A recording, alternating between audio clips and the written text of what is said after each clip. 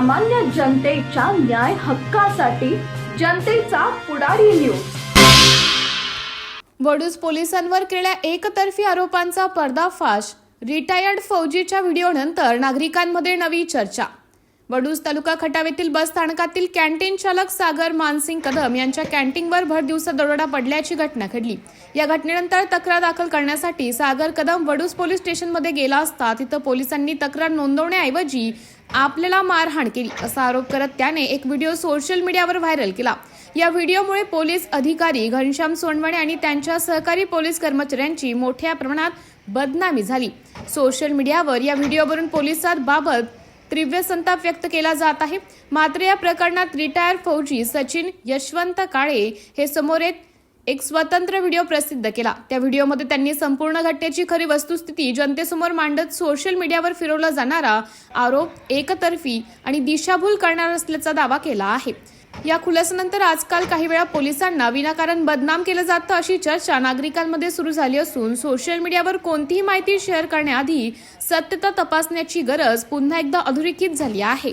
नमस्कार, मी एक स्वातंत्र्य सैनिक रिटायर फौजी सचिन यशवंत काळे, वडूज एसटी कॅन्टीन मधील एसटी कॅन्टीन मी सागर मानसिंग कदम यांच्याकडून सप्टेंबर 2024 ला भाडे तत्वावरती चालवाय घेतले।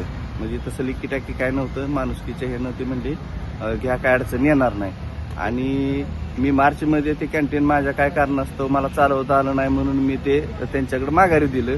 माघारी दिल्यानंतर ते काय व्यवहार ठरला आमचा भांड्याचा, ते रिन्युएशन केलेल्याचा, असं मिळून 4,20,000 रुपयाची अमाऊंट झाली होती। तर त्यांनी यस करून मला त्यातले 1,60,000 रुपये रिटर्न केले। राहिलेले 2,70,000 देतो म्हणून मला त्यांनी आतापर्यंत खेळवलं आणि आता सरळच म्हणतोय की मी ह्यांना ओळखत नाही, ह्यांचा माझ्याशी काही संबंध नाही। आणि मग मी त्यांना म्हटलं की आमचं सामान द्या। मी फोन केला, फोन उचलत नाही, माझ्या फोनला काही रिप्लाय नाही। आणि सामान आणायला आम्ही आमचं सामान आणायला गेलो तर त्यांनी डायरेक्ट 112वर कॉल करून सांगितलं की माझ्या कॅन्टीनवर दिवसा डावळ्या सकाळी 10 वाजता दरोडा पडलाय म्हणून वडूज पोलीस स्टेशनचे 7-8 कर्मचारी आले तिथं। त्यांनी पाहिलं की काय विषय, काय प्रकार आहे। तर त्या प्रकारात त्यांना निदर्शनास काय झालं नाही, की नॉर्मल आहे, हे कॅन्टीन चालवत होते हे त्यांना पण माहिती होतं।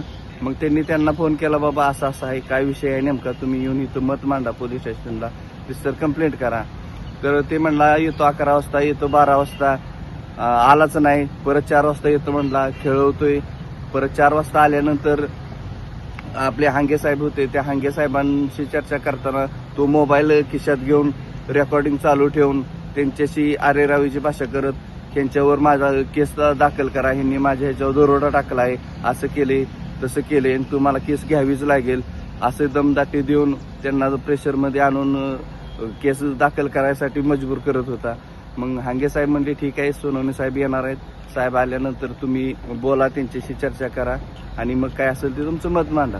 मग सोनवणे साहेब आल्यानंतर त्यांनी तोच प्रकार मोबाईल खिशात ठेवून रेकॉर्डिंग चालू केलं आणि सांगितलं की माझं दरोडा पडलाय, दरोड्याची तक्रार आहे, तुम्हाला घ्यावीच लागेल, असंच आहे, मी ह्यांना ओळखत नाही। मग त्याच्यानंतर सोनवणे साहेबांनी सांगितलं बाबा तुझं काय असेल ते रिसर कंप्लेंट दे, तुझं काय असेल ते मत मांड। त्यानं मत मांडलं नाही, काय नाही, आणि परत डायरेक्ट तो सरकारी हॉस्पिटलमध्ये जाऊन व्हिडिओ बनवतोय की मला मारहाण केली पोलीस प्रशासनानं, सोनवणे साहेबांनी मारहाण केली, असा काय प्रकार घडलाच नाही। किंवा माझे पैसे बुडवण्याच्या उद्देशाने काय बी खोटं आरोप लावतोय, पोलीस प्रशासनाला तो प्रेशर टाकतोय, मी राजनीतीत राजकारणात ह्यांच्याशी जाईन, त्यांनी बऱ्याच मोठ्या राजनीती मंत्र्यांना फोन करून सांगितलंय की असं झालं तसं झालं, आणि ऍक्च्युअली प्रकार तसा काहीच नाही, ह्याला पैसेच बुडवायचे आहेत। आणि ह्यानं असं प्रत्येक जणांना असंच टोप्या घातलेले आहेत, त्यांना असंच त्याचा तो पेशाच आहे की पैसे बुडवायचं। मी एक स्वातंत्र्य सैनिक आहे, मी 18 वर्ष देशाची सेवा करून आलो। जर माझ्याबद्दल जर असं घडत असेल तर सर्वसामान्य लोकांसाठी तो कसा वागत असेल ह्याचे तुम्ही अंदाज घेऊ शकताय। जर तो एका स्वातंत्र्य सैनिक संघ असं वागतोय, प्रशासनाला असं बोलतोय, म्हणजे ह्याच्यात टोपीबाजीचा किती मोठा कट आहे ह्याचा, आणि असं किती जणांना सर्वसामान्य माणसांना फसवलंय हे तुम्हाला ह्याच्या माध्यमातून समजते।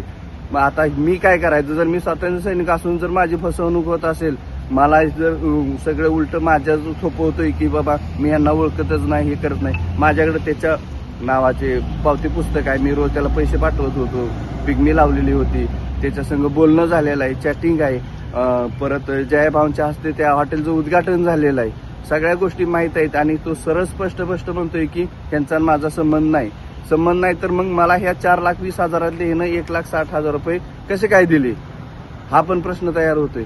आणि ह्याच्यातून मी एक स्वातंत्र्य सैनिकाच्या नात्यानं मला न्याय मिळाला पाहिजे, मला पैसे मिळाले पाहिजेत, त्या उद्देशाने मी हा जनतेसमोर आणि प्रशासनासमोर मत मांडतोय माझं. तर ह्याच्यावर हे प्रशासनाने कठोर काहीतरी निर्णय घेऊन मला पैसे परत मिळावेत एवढीच अपेक्षा आहे माझी.